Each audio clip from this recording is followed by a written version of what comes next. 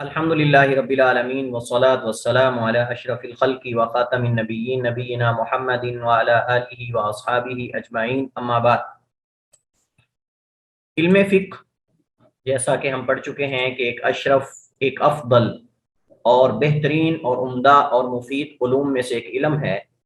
اور یہ وہ علم ہے جس کے ذریعے ہم کتاب و سنت سے نئے پیش آنے والے مسائل کا حل تلاش کر سکتے ہیں اور دوسروں کو بتا سکتے ہیں۔ اور کتاب و سنت ایسے مصادر ہیں، ایسے ماخذ ہیں کہ جو قیامت تک تا قیامت کارآمد ہیں، اصول حیات ہیں، ضابطۂ حیات ہیں اور عالمگیری ہیں۔ جو لوگ یہ کہتے ہیں کہ قرآن و سنت یہ اس کی نصوص، اس کے دلائل بہت پرانے ہو چکے ہیں، اب نئی شریعت کی ضرورت ہے، اور نعوذ باللہ قرآن اور حدیث کے اندر نئے پیش آنے والے مسائل کا حل نہیں ہے اور نہ ممکن ہے، ہم انہیں کہتے ہیں کہ جب نبی کریم علیہ السلام آخری نبی اور رسول ہیں اور ان پر نبوت اور رسالت کو ختم کر دیا گیا ہے، تو پھر یقیناً آپ کو شریعت بھی وہ دی گئی ہے کہ جو شریعت کامل ہے، اور اس کی شہادت خود باری تعالیٰ نے قرآن کریم میں اپنے اس فرمان میں دی کہ الیوم اکملت لکم دینکم واتممت علیکم نعمتی ورضیت لکم الاسلام دینا۔ یہ حجۃ الوداع کے اندر یوم عرفہ کے دن یہ آیت نازل ہوئی، اور اس دن اللہ نے فرمایا کہ آج کے دن میں نے تمہارے اوپر شریعت کو پورا کر دیا ہے، اپنی نعمت کو جو کہ دین ہے اسے پورا کر دیا ہے، اس میں کسی قسم کی کمی اور بیشی نہیں ہو سکتی اور نہ کی جا سکتی ہے۔ تو یقیناً جب اللہ نے نبی کریم علیہ تحیت و تسلیم کو آخری نبی اور رسول بنا کر بھیجا ہے، تو انہیں اللہ نے شریعت بھی وہ دی ہے جو شریعت کامل ہے، شامل ہے۔ کامل کا مطلب اس میں نقص نہیں، اور شامل کا مطلب تمام پیش آنے والے مسائل اور چیلنجز کا اس کے اندر علاج اور حل موجود ہے۔ اور نبی کریم علیہ السلام نے اپنے ایک فرمان کے اندر بھی اس بات کی طرف اشارہ فرمایا، اور آپ نے فرمایا کہ ہر شر سے میں نے تمہیں ڈرا دیا ہے، اور ہر خیر کی طرف تمہاری رہنمائی کر دی ہے، یعنی ہر اچھے کام کی طرف تمہاری میں نے رہنمائی کر دی ہے، اور ہر برے کام سے میں نے تمہیں ڈرا دیا ہے۔ اس سے پتہ چلتا ہے کہ نبی کریم علیہ السلام نے ہر جنس کے اندر، ہر مسئلے کے اندر موٹے موٹے قواعد اور اصول بتا دیے ہیں۔ اب ان قواعد اور اصول کی روشنی میں ہم اس طرح کے دیگر مسائل لوگوں کو بتا سکتے ہیں اور ان کا حل ہم نکال سکتے ہیں۔ اور یہ چیزیں جو ہے وہ یقیناً اصول فقہ اور فقہ پڑھنے والے طالب علم کے لیے نمایاں اور عیاں ہوتی، جیسا کہ انشاءاللہ ہم اختلافات علماء کے پڑھیں گے، اور اس سے ہمیں یہ واضح طور پہ نظر آئے گا کہ شریعت کے اندر کوئی بھی ایسا مسئلہ نہیں ہے جس کا حل موجود نہ ہو یا کیا نہ جا سکتا۔ ہم نے فقہ کے مختلف ادوار نبی کریم علیہ السلام کے زمانے اور مبارک دور کے اندر فقہ کس حد تک تھی وہ ہم نے ذکر کیا کہ چند صحابہ اجتہادات کرتے تھے، اور آپ اگر ان کا اجتہاد صحیح ہوتا تو آپ اس پہ خاموش ہو جاتے، اگر اس میں کوئی غلطی ہوتی تو آپ اس پہ خبردار کر دیتے اور اس کی تنبیہ کر دیتے کہ یہ تم نے غلط کیا ہے۔ اس کے بعد کبار صحابہ کرام کا دور، اس کے اندر قرآن اور حدیث ان کے ہاں ماخذ اور مصدر تھے، اصل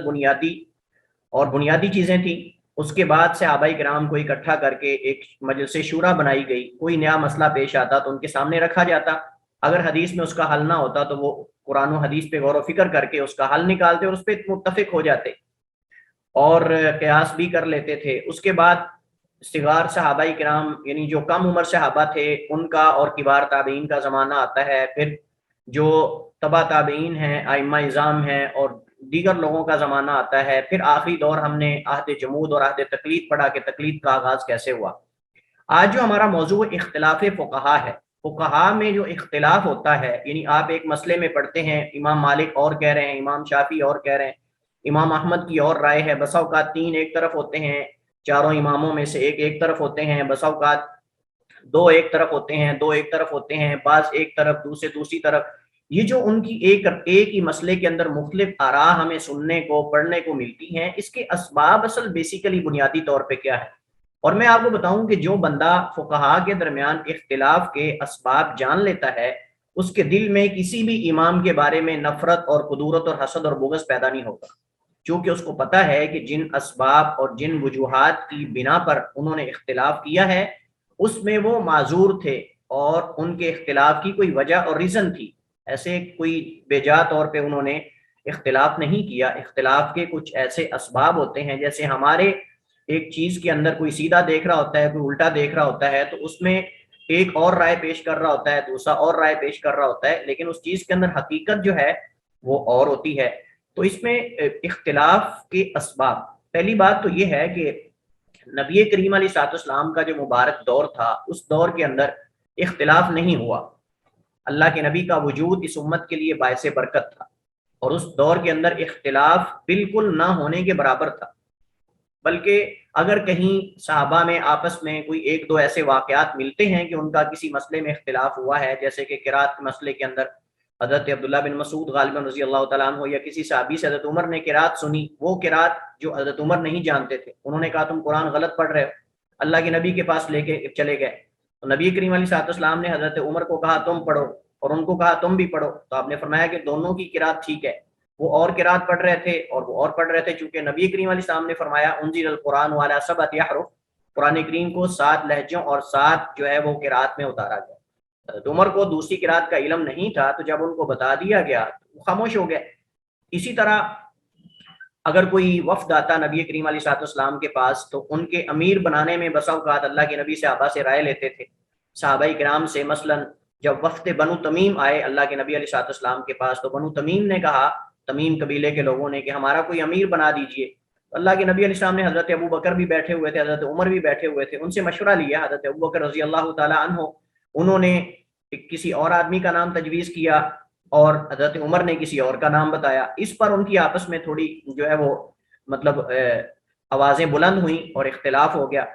تو اسی بارے میں وہ قرآن کریم کی آیت بھی اتری کہ یا ایھا الذین آمنوا لا ترفعوا اصواتکم فوق صوت النبی، کہ اہل ایمان اپنی آوازوں کو نبی کے سامنے ایسے نہ بلند کرو جیسے تم آپس میں کرتے ہو، نبی کی موجودگی میں اپنی آوازوں کو پست رکھا کرو، جیسا کہ صحیح بخاری کے اندر موجود۔ یہ معمولی اختلاف تھا، اس کا دین پر کوئی اثر نہیں تھا۔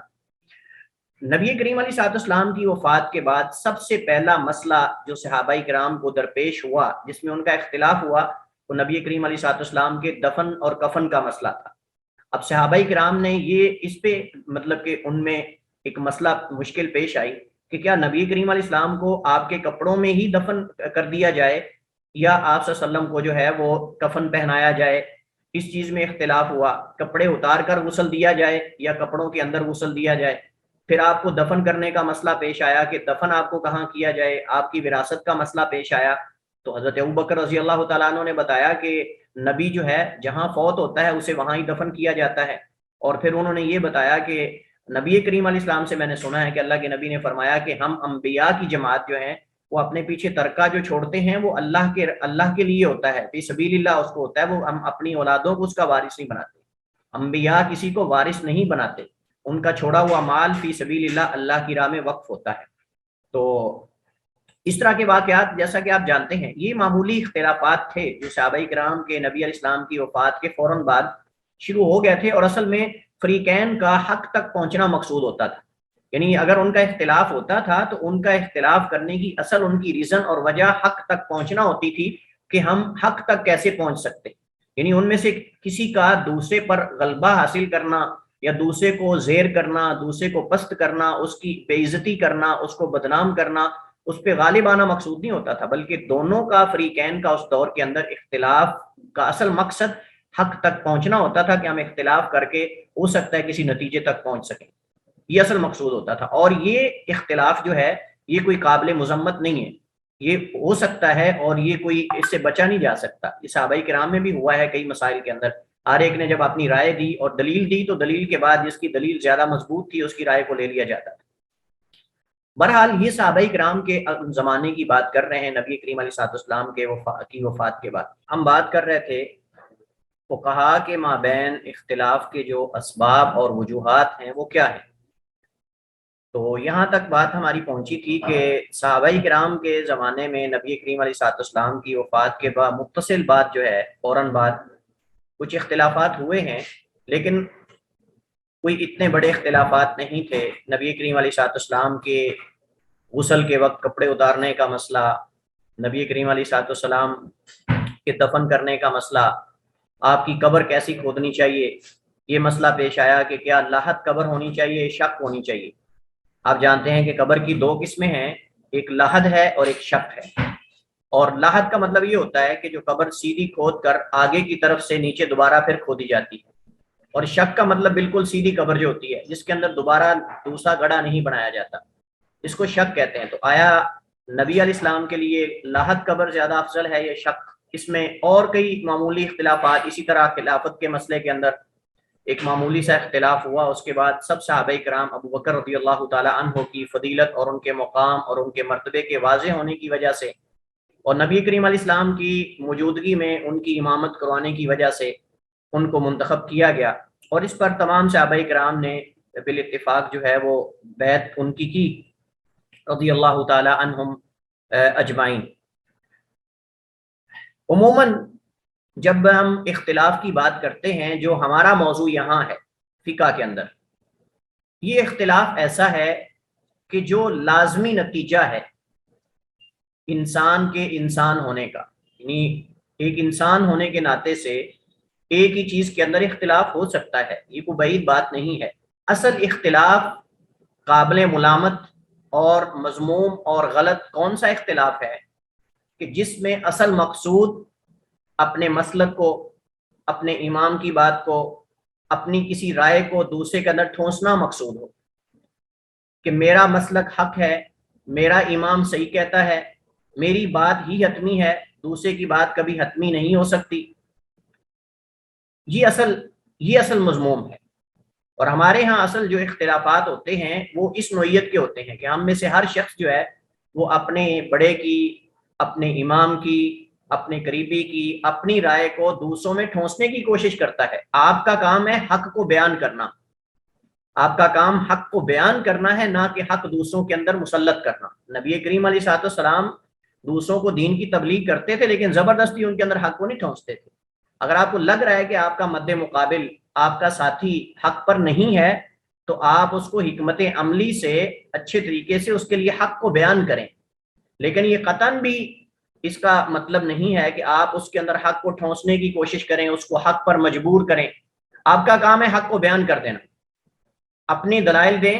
اپنی رائے کو پیش کریں. اگر دوسرا مانتا ہے تو ٹھیک ہے، تو آپ اس کو مجبور نہ کریں. ہمارے ہاں اختلاف اس طرح کا ہوتا ہے کہ ہم اپنی رائے کو دوسروں میں ٹھونسنے کے لیے، دوسرے کو اپنے مسلک میں کھینچنے کے لیے،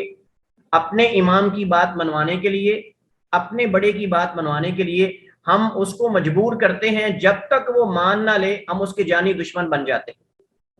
یہ امام شافعی رحمہ اللہ تعالی جو وقت کے امام تھے، اگر ان کا کسی دوسرے امام سے اختلاف ہو جاتا،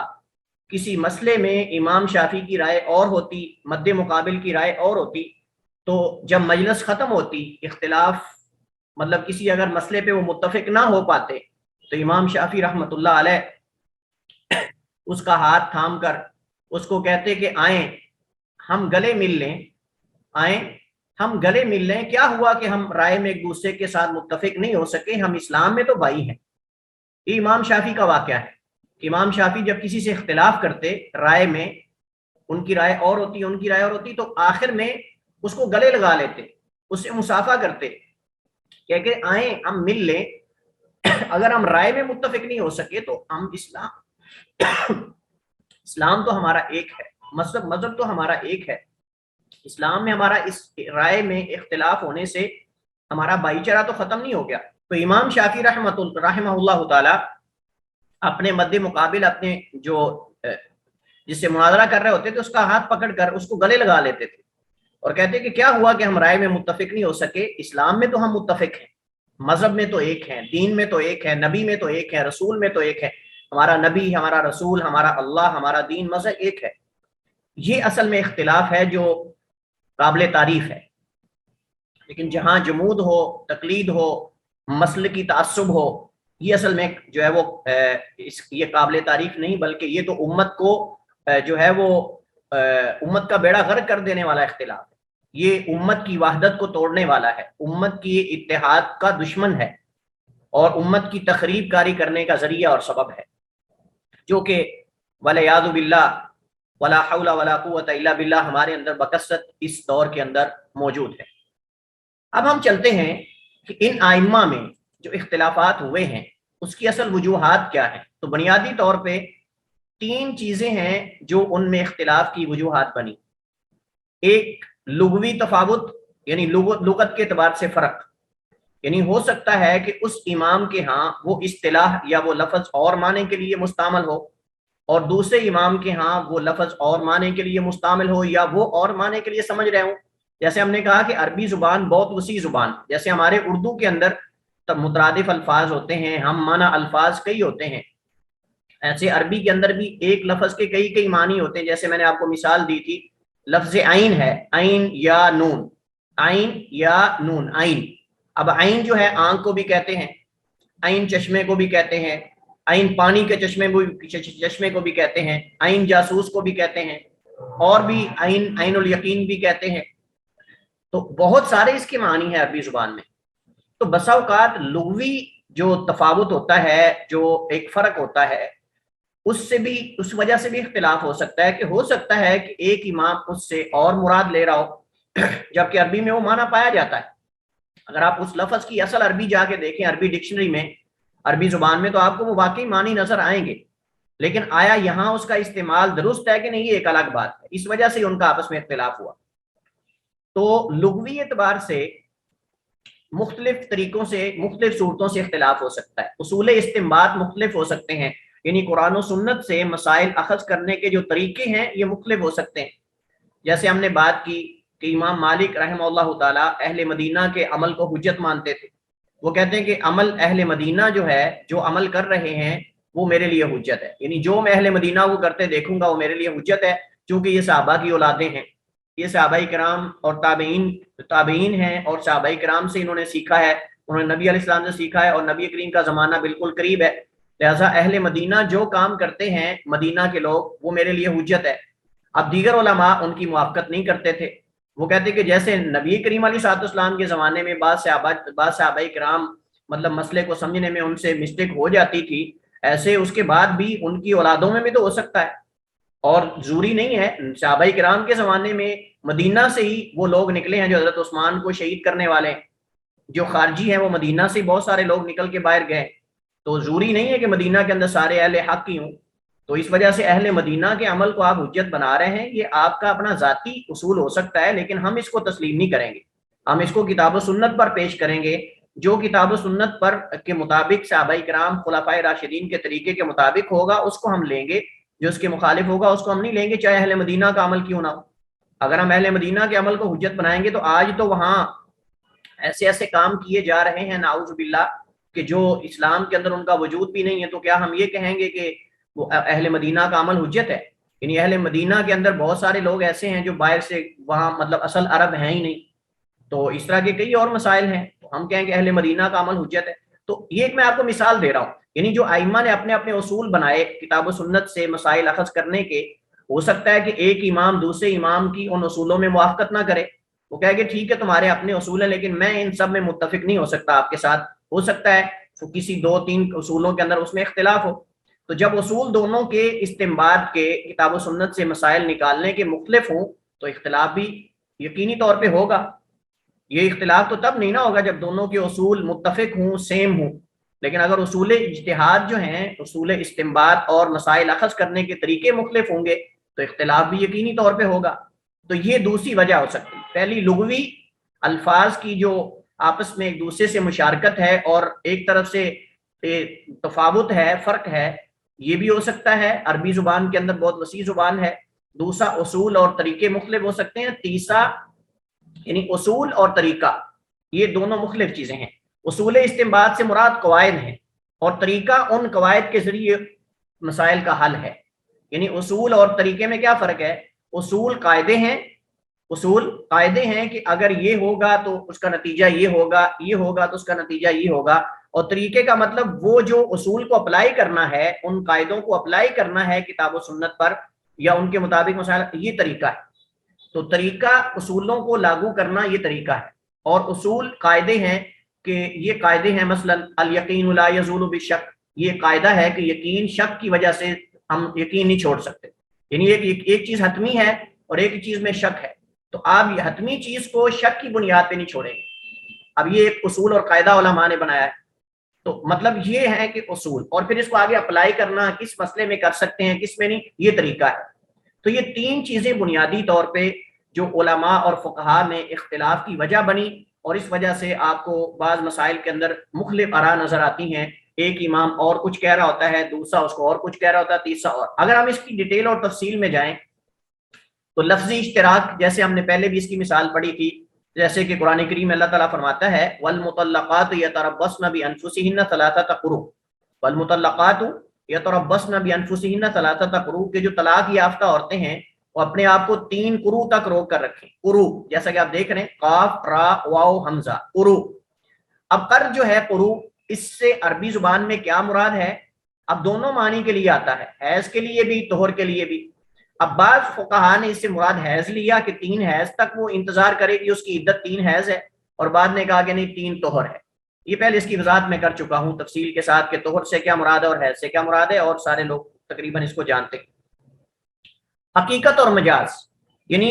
ایک ہی لفظ کو حقیقت کے لیے بھی استعمال ہوتا ہے اور مجاز کے لیے بھی، جیسا کہ انشاءاللہ ہم آگے کئی ایسی صورتیں پڑھیں گے۔ مثلا مثال کے طور پر لفظ نکاح ہے نا، نکاح، اب ہم کہتے ہیں فلاں نے نکاح کیا، اب عربی زبان میں نکاح 2 معنی کے لیے آتا ہے۔ حقیقت میں یہ عقد نکاح کے لیے بولا جاتا ہے، حقیقت میں یہ اپنی بیوی سے جو ہم بستری کرنا اس کے لیے بولا جاتا ہے، لیکن مجازی طور پر اس کو عقد نکاح پر بھی بولا جاتا ہے۔ نکاح کا خطبہ جو ہے یا نکاح پڑھنا آپس میں، ہم کہتے ہیں فلاں کا نکاح ہوا، تو نکاح ہونے سے مراد جو عقد ہوتا ہے، نکاح کا جو معاہدہ ہوتا ہے اس کو بھی نکاح کہتے ہیں، اور بیوی کے ساتھ ہم بستری کرنے کا نام بھی نکاح ہے۔ تو اب یہاں ایک جگہ مجازی طور پہ استعمال ہوا ہے، ایک جگہ حقیقی طور پہ استعمال ہوا ہے، یعنی اصل یہ لفظ جب عرب نے وضع کیا تھا، بنایا تھا، تو کس لیے بنایا تھا، اور پھر اس کو آگے استعمال جو ہے وہ کس لیے کیا۔ مثلا مثال کے طور پر میزان ہے، میزان کا لفظ عربی زبان میں حقیقی طور پہ ترازو کو کہتے ہیں، ترازو جس سے ہم کوئی چیز تولتے ہیں، یعنی ترازو قدیم زمانے میں آپ کو پتا ہے کہ وہ جس کے 2 پلڑے ہوتے تھے، دونوں میں ایک طرف جو ہے وہ ترازو کے جو جس کو ہمارے ہاں وٹے بولتے ہیں وہ رکھے جاتے تھے، اور دوسری طرف وہ چیز رکھی جاتی تھی، یا کوئی چیز رکھی جاتی تھی دوسری طرف اس کو تولا جاتا تھا۔ عربی زبان میں میزان اس لیے اصل ہے، لیکن مجازی طور پہ میزان کا لفظ عدل و انصاف کے لیے بھی بولا جاتا ہے۔ اس وجہ سے آپ دیکھتے ہیں عدالتوں میں، کچہریوں میں، اور جو ایڈوکیٹ وغیرہ ہوتے ہیں ان کی گاڑیوں کے پیچھے بھی آپ دیکھتے ہیں، ان کے آفس کے باہر بھی دیکھتے ہیں، ترازو کا نشان بنا ہوتا ہے۔ تو اصل ترازو تو ماپنے کو کہتے ہیں، لیکن مجازی طور پہ یعنی حقیقت اور مجاز، حقیقت کا مطلب اصل، اور مجاز مثلا عارضی طور پہ یعنی استعارتاً، یعنی اصل یہ لفظ کس لیے ہے اور اس کو عارضی طور پہ کس لیے استعمال کیا جاتا ہے۔ یعنی میزان اصل لفظ تو ہے ترازو کے لیے، لیکن اس کو عدل و انصاف کے لیے بھی مجازی طور پہ بولا جاتا ہے۔ تو اب یہاں ہو سکتا ہے مراد مجاز ہو لیکن دوسرے عالم، دوسرے فقیہ اس کو حقیقت سمجھ رہے ہوں، یا یہاں مراد حقیقت ہو لیکن دوسرے اس کو مجاز سمجھ رہے ہوں، تو اس وجہ سے بھی اختلاف ہو سکتا ہے۔ عموم و خصوص، عموم اور خصوص میں اختلاف ہو سکتا ہے، بعض کلمات عموم و خصوص دونوں کا احتمال رکھتے ہیں۔ اپنے مائک کو میوٹ کریں پلیز، اپنے مائک کو میوٹ کریں عمران ولی۔ تو بعض الفاظ کے اندر عام اور خاص دونوں معنی پائے جاتے ہیں، جیسا کہ اللہ تعالیٰ کا فرمان ہے، آپ سارے پڑھتے رہتے ہیں، وَعَلَّمَ آدَمَ الْأَسْمَاءَ كُلَّهَا، وَعَلَّمَ آدَمَ الْأَسْمَاءَ كُلَّهَا، اللہ نے آدم علیہ السلام کو سارے نام سکھائے۔ اب آدم علیہ السلام کو سارے نام اگر ہم عموم پر محمول کیا جائے تو قیامت تک کی ہر چیز کا نام مراد ہوں گے،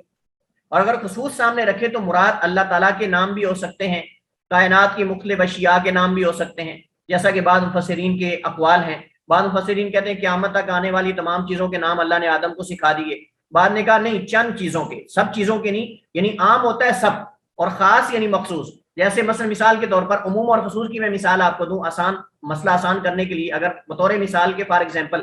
میں کہتا ہوں تمام بچوں کی تکریم کرو، تمام طلبہ کی تکریم کرو، ان کو انعامات دو، یہ عام ہے، یہ حکم کیا ہے، یہ عام ہے۔ اور اگر میں یہ کہوں کہ فلاں فلاں بچے کی تکریم کرو، ان طلبہ میں سے فلاں فلاں بچے کی تکریم کرو، ان کو انعام دو، باقیوں کو نہیں، تو گویا کہ میں نے عام میں سے کچھ لوگوں کو خاص کر دیا۔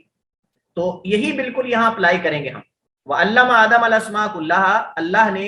آدم علیہ السلام کو تمام چیزوں کے نام سکھائے. اب ایک اعتبار سے عام ہے, ایک اعتبار سے خاص ہے, اور اسی وجہ سے مفسرین کے درمیان اختلاف ہو گیا. اب بعض مفسرین نے کہا کہ اللہ تعالیٰ نے ہر چیز کے نام آدم علیہ السلام کو سکھا دیے. بعض نے کہا نہیں, ہر چیز کے نہیں, بلکہ ان چیزوں کو سکھائے جو ان کی ضرورت کی تھی, جو ان کی ضرورت کی تھی, جیسے کہ استعمال کی چیزیں ہیں جو انسان عموماً استعمال کرتا ہے, آلات ہیں, اسی طرح کھانے پینے کے برتن ہیں, اس طرح مختلف پھل ہیں, مطلب ان چیزوں کے ان کو نام بتائے, ہر چیز کے نام نہیں بتائے. اب یہاں احتمال تو موجود ہے نا, اگر آپ غور سے دیکھیں وَعَلَّمَ آدَمَ الْأَسْمَاءَ كُلَّهَا, اب عام کا معنی بھی پایا جا رہا ہے, خاص کا معنی بھی پایا جا رہا ہے, لہٰذا اختلاف ہو سکتا ہے نا. تو اس کا مطلب یہ کہ وجہ اختلاف موجود ہے. لہٰذا اگر ایک فقیہ سے, اگر ایک مفسر سے یہاں وہ مراد لے رہا ہے تو وہ بھی ایک اعتبار سے رائٹ ہے, لیکن دوسرا بھی رائٹ ہے. لیکن ہم نے یہاں دیکھنا ہے کہ زیادہ قرینے قیاس کیا ہے. اگر ہمیں حدیث سے اس کے بارے میں یا سیاق و سباق سے, آگے پیچھے سے, عبارت کے آگے والے حصے سے پیچھے والے حصے سے کوئی اشارہ مل جاتا ہے کہ جس سے پتہ چل جاتا ہے کہ یہاں بعض چیزوں کی نام تھے, سب چیزوں کے نہیں, تو ہم اس کو وہ معنی مراد لیں گے کہ بعض چیزوں کے اللہ نے آدم علیہ السلام کو نام سکھائے, ہر چیز کے نام نہیں سکھائے, کیونکہ ہر چیز کے نام تو اللہ ہی جانتا ہے, ہر چیز کے نام تو اللہ ہی جانتا ہے. مثلا آگے ہے صیغہ امر اور نہیں. صیغہ امر اور نہیں بعض کے نزدیک صیغہ امر وجوب کے لیے ہے اور بعض کے نزدیک استحباب کے لیے ہے. مثلا میں آپ کو مثال دیتا ہوں, میں یہ کہوں کہ آپ لوگوں نے فلاں کام کر کے آنا ہے, آپ لوگوں نے فلاں کام کر کے آنا ہے. اب یہاں آپ لہجے سے تو جان سکتے ہیں, لیکن آپ کو اگر میں یہ کہہ دوں کہ آپ نے فلاں کام کر کے آنا ہے,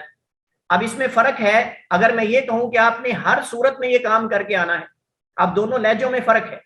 یہ اگر میں بالکل دھیمی سی آواز سے کہہ دوں کہ آپ لوگوں نے یہ کام کر کے آنا ہے, تو آپ کہیں گے کوئی مسئلہ نہیں, ٹیچر نے بالکل ایسے آہستہ سا کہا تھا اور کوئی اتنا اس نے مطلب کہ اس نے کہا تھا جو مطلب اس کے پتہ چل رہا تھا آواز سے ہی, لہجے سے ہی, کہ جو کر لیں گے ٹھیک ہے, جو نہیں کریں گے کوئی مسئلہ نہیں.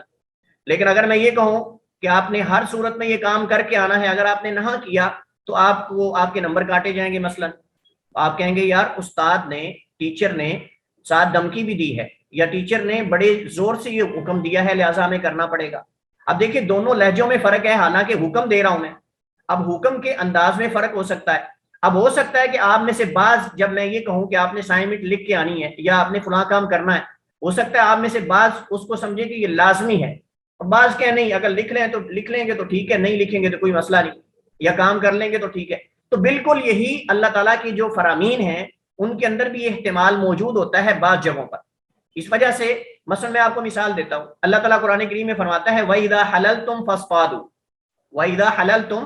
فَاصْطَادُوا, کہ جب تم احرام اتار دو, حج سے فارغ ہو جاؤ, عمرے سے فارغ ہو جاؤ تو شکار کر سکتے ہو. اب یہاں فَاصْطَادُوا امر ہے, فَاصْطَادُوا امر ہے کہ تم شکار کرو, لیکن کیا کوئی اس بات کا قائل ہے کہ احرام اتارنے کے بعد شکار کرنا واجب ہے؟ یعنی اللہ تعالیٰ نے حالت احرام میں شکار کرنے سے منع کیا ہے. تو جو اللہ نے منع کیا تھا, اللہ نے احرام اتارنے کے بعد, حج مکمل کرنے کے بعد اس شکار کرنے کی اجازت دے دی کہ تم شکار پہلے نہیں کر سکتے تھے, آپ کر سکتے ہو. لیکن یہاں منع موجود ہے فَاصْطَادُوا, کہ تم شکار کرو. لیکن کیا شکار کرنے سے مراد کہ لازمی کو بندہ باہر جا کے شکار کرے, ہر حاجی ہر حج پہ جانے والا جا کے شکار کرے؟ نہیں, کیونکہ شکار کرنا اصل میں ہی جائز ہے, واجب نہیں. شکار کرنا اصل میں ہی جائز ہے, واجب ہے ہی نہیں. یعنی کیا آپ یہ سمجھتے ہیں کہ شکار کرنا واجب ہے, ہر بندہ جائز کا شکار کے لیے؟ نہیں, جب شکار کرنا اصل میں ہی جائز ہے, عارضی طور پہ اللہ نے روکا تھا حج کی وجہ سے, احرام کی وجہ سے, اس کا مطلب جب پہلے ہی وہ جائز ہے تو فَاصْطَادُوا کا حکم پھر واجب کے لیے نہیں ہوگا بلکہ مستحب اور جواز کے لیے ہوگا. یہ میں آپ کو چند ایک مثالیں دے رہا ہوں, ورنہ اس کی مثالیں اور بھی بہت زیادہ ہیں. تو مطلب بسا اوقات صیغہ امر ہوتا ہے فَاصْطَادُوا, یہ امر ہے, استاد یستادو سے فَاصْطَادُوا, شکار کرو. لیکن ضروری نہیں کہ ہم شکار کریں, چونکہ شکار کرنا اصل میں ہی مباح اور جائز ہے, واجب ہے ہی نہیں, تو پھر وہ حکم کیسے وجوب کے لیے ہو سکتا ہے؟ نہیں, آپ کو مثال دے رہا ہوں, اس وجہ سے بھی اختلاف ہو سکتا ہے. اچھا, اصول استنباط میں کیسے اختلاف ہو سکتا ہے؟ مثلا ایک امام جو ہے وہ کہتا ہے کہ میرے نزدیک حدیث اگر ضعیف بھی ہو تو میں اس کو قابل حجت مانتا ہوں, یا اس کی صحت میں اگر کچھ کلام ہو تو میں اس کو حجت مانتا ہوں. دوسرا امام کہتا ہے کہ نہیں, جب تک وہ حدیث بالکل اتھینٹک اور صحیح اور معتبر نہیں ہوگی میں اس حدیث کو حجت نہیں مانوں گا. اب آپ دیکھیں یہاں امام کے اصولوں میں اختلاف ہو گیا ہے، ایک امام کہتا ہے میں ضعیف حدیث کو حجت نہیں مانتا، دوسرا کہتا ہے کہ نہیں اگر اس میں کہیں احتمال ہے صحیح ہونے کا تو میں اس کو لے لوں گا۔ اب صاحب ظاہر ہے کہ جب ایک حدیث جو ہے وہ ضعیف ہے اور اس کے دوسرے کے نزدیک وہ حدیث صحیح اور ضعیف کے درمیان میں ہے، یعنی ممکن ہے کہ اس سے استدلال کیا جا سکتا ہو، تب اس میں اختلاف ہو سکتا ہے۔ یہ ایک وجہ اختلاف کی ہو سکتی کہ ایک امام کے نزدیک وہ حدیث ضعیف ہو، دوسرے کے نزدیک وہ صحیح ہونے کے قابل ہو۔ اسی طرح ایک امام تک حدیث پہنچی ہو، دوسرے امام تک حدیث نہ پہنچی ہو، ایک امام جو ہے وہ خبر واحد کو حجت مانتا ہو، دوسرا خبر واحد کو حجت نہ مانتا ہو۔ مطلب جیسے احناف کے اصول اور قاعدے ہیں، وہ کہتے ہیں جی جب قرآن کے عموم کے خلاف کوئی خبر واحد آ جائے تو میں اس کو حجت ہم نہیں مانیں گے، یعنی عام قرآن نے حکم دیا اس کو ہم خاص نہیں حدیث سے کر سکتے، حالانکہ ان کا اصول یہ غلط ہے۔ جب حدیث صحیح علماء اور محدثین کی شروط کے مطابق ہم تک پہنچی ہے اللہ کے نبی کی حدیث تو وہ حجت ہے، اور قرآن کے عام کو خاص بھی کر سکتی ہے، خاص کو عام بھی کر سکتی ہے۔ جیسے قرآن کریم میں اللہ تعالیٰ نے فرمایا فَقْرَؤْا مَا تَيَسَّرَ مِنَ الْقُرْآنِ، قرآن کا جو حصہ تمہیں میسر ہو آسانی سے پڑھ سکتے ہو پڑھ لیا کرو نماز میں، لیکن نبی کریم نے آ کر اس کو خاص کر دیا کہ سورہ فاتحہ لازمی پڑھنی ہے، باقی تم چاہو تو پڑھو، تو چاہو تو نہ پڑھو، مطلب باقی کو استحباب کر دیا اور سورہ فاتحہ کو لازمی کر دیا۔ لیکن وہ کہتے ہیں کہ نہیں چونکہ قرآن کریم کے اندر عام حکم ہے لہذا حدیث سے اس کو آپ خاص نہیں کر سکتے۔ اب یہاں اختلاف ہو گیا احناف اور جمہور کے درمیان، یعنی دیگر جو ائمہ ثلاثہ ہیں امام مالک، شافی اور امام احمد، وہ کہتے ہیں پڑھنی چاہیے، لیکن وہ کہتے ہیں کہ نہیں اگر کوئی پڑھ لے تو ٹھیک ہے، نہ پڑھے تو کوئی مسئلہ نہیں ہے۔ پھر امام کے پیچھے وہ کہتے ہیں پڑھنی چاہیے، کسی صورت میں جائز ہی نہیں ہے، احناف کہتے ہیں، جبکہ جمہور کہتے ہیں کہ پڑھنی چاہیے۔ تو مطلب یہ ایک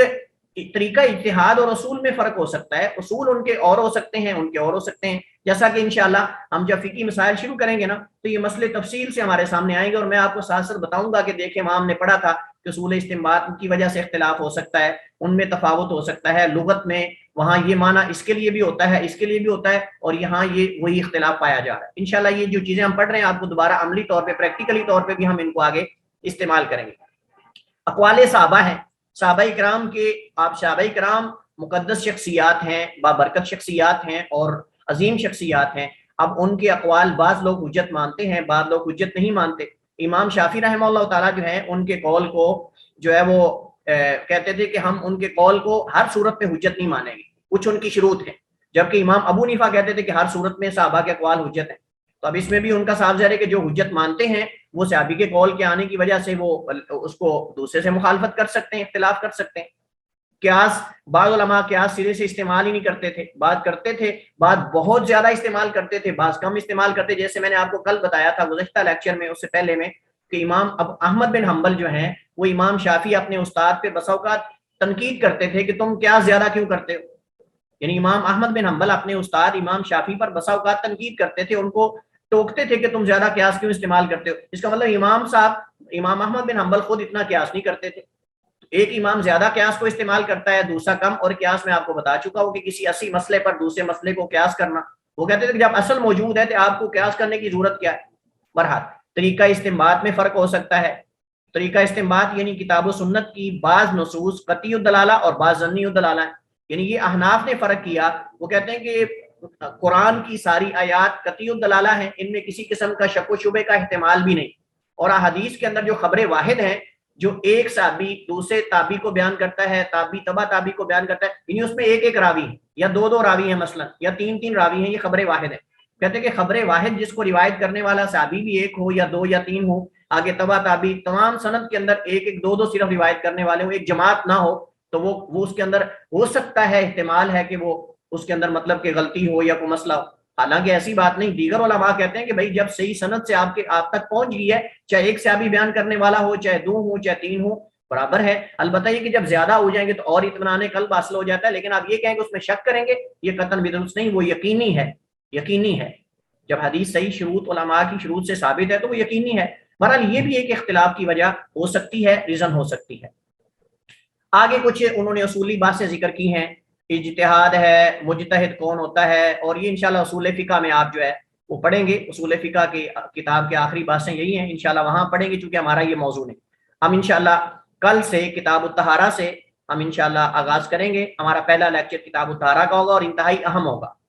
کل کا لیکچر انتہائی اہم ہوگا، کوئی چھٹی نہ کرے، اور یہ بنیادی ہے۔ جس میں آپ طہارت کی تعریف، اس کی اقسام، اور حدث کی تعریف اور اس کی اقسام، اور یہ ساری چیزیں انشاءاللہ بنیادی آپ کو بتائی جائیں گی. اور اس وجہ سے آپ کوشش کریں چھٹی کل نہ ہو آپ کی، کیونکہ وہ پہلا سٹیپ ہے. جیسے یہ تاریخ اہم تھی ایسے وہ بھی اہم ہے. اللہ تعالی ہمیں سمجھنے اور اس پر عمل کرنے کی توفیق دے. واللہ تعالی عالم و احکم، وصلی اللہ وسلم علی نبینا محمد وعلی آلہ وصحبہ وسلم.